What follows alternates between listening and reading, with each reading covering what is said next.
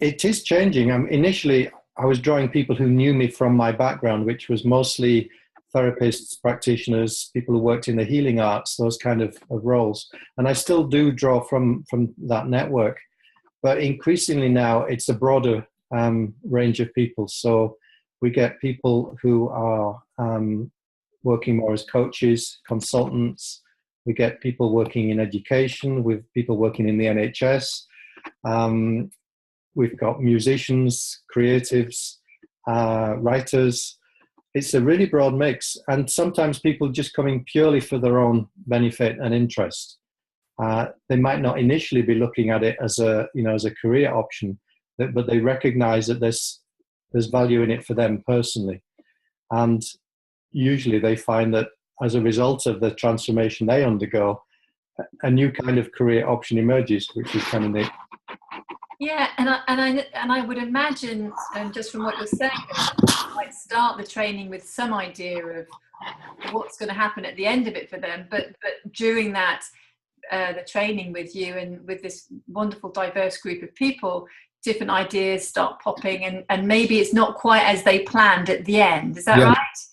Absolutely, and we kind of we do our best to, I don't want to use the word warn, but we try to help people to see that as a possibility right from the beginning, because the very nature of this is that it opens things up for you. It helps you to see beyond the limitations of your existing thinking around anything, and that might include your career. So I've often noticed that the people who come in with a very firm, almost fixed idea about what they're going to do with this subsequently, it often doesn't work out so well.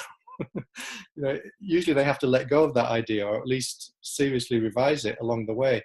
Whereas people who come and they genuinely don't know, they've got a real openness and a curiosity, I often say they're in a better position, because the fact that they don't know means they're not limiting it to what they already know. And they often start to see possibilities that they wouldn't have considered before.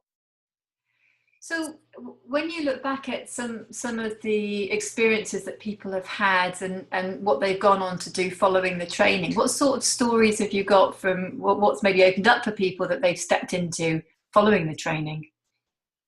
We've had some fantastic stories that people have shared.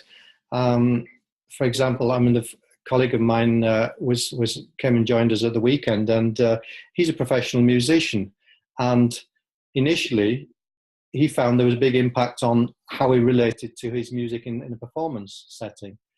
He's also a teacher. He teaches sometimes. So then he started to see the value of it in terms of how he could be more helpful as a teacher, helping students prepare for exams and so on, seeing how stressed they would get, and realizing, there's something in this that could really help them not to be so stressed. Then it started to occur to him, well, actually, we've got colleagues and friends who would really benefit from this. So then he and his wife, who's also a musician, who also did the training, they start to run their own retreats so they can actually share the understanding with other people. So again, that's an example of how it opens up a new possibility for somebody.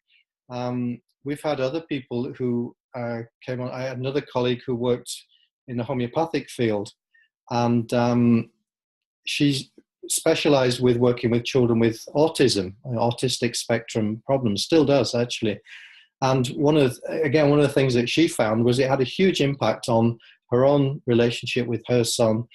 It also gave her a way of working, not only with the children that she was working with, but with the families. So she suddenly started to see that, these families, they're really under a lot of pressure. They're feeling a lot of stress. Often there's a lot of self-blame, we're not doing things right, etc., etc. Suddenly she found that she could really help the families in a way that she hadn't been able to before. Wasn't always just focused on helping the individual. So again, her work broadened out. So this is typically what happens, is people start to see, I could also do this. Not instead of, but in addition to what I'm already doing. It just broadens it out, and new possibilities start to emerge.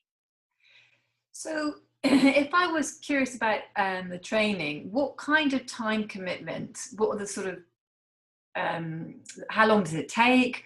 Where do I travel to? What are there any other resources? Can you give us a bit of a flavour of that, Ian? Yeah, sure. Well, the facilitator training runs over about 8 or 9 months. It's basically an academic year. So we start in the autumn, we run through to the early summer. So the next program will be running in London. We use Regent's University in London. There's 6 weekends spread out over about 8.5 months. So the attendance weekends are the crucial part of the training. So people do need to commit to showing up for those. We also have webinars in between the weekends where people can connect online from wherever they are. And some of those webinars, we have guest teachers from the wider Three Principles community to share their experience.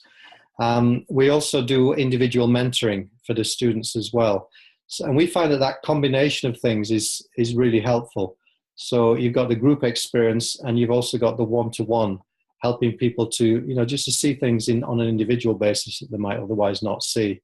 So that's basically the format of the training. It's that combination of weekends, webinars, individual mentoring sessions. And when you say we, have you got a co-facilitator? Yeah, I find that I always work alongside a colleague, and my main colleague with the London training has been for the last 3 years is Carol Burrows, and it's partly that we have a shared background. We both worked in the healing field beforehand, but we've also got very different backgrounds. And Carol worked in HR for many years, human resources. She does voluntary work in a hospice. She works doing executive coaching with individual clients. We've got very different things that we can bring to the training, and I think there's an added value in having not just one perspective on this. So Carol can often say something very similar to what I've said, and suddenly people hear it. They didn't hear it when I said it, but it's a kind of a resonance phenomena. People will resonate with different teachers and different styles of teaching at different times.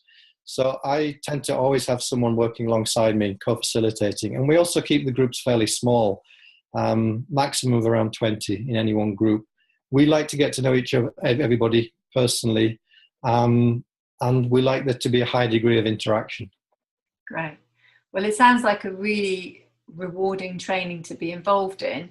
And I know that if people want to know any more information, they can just email you and maybe connect up for a chat to see if it's a good fit.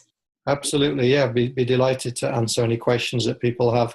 To me, it's the most rewarding. It's also the most fun of all the programs that we do. It really is it's a shared journey, and we tell people, you won't be the same at the end of it, in a good way.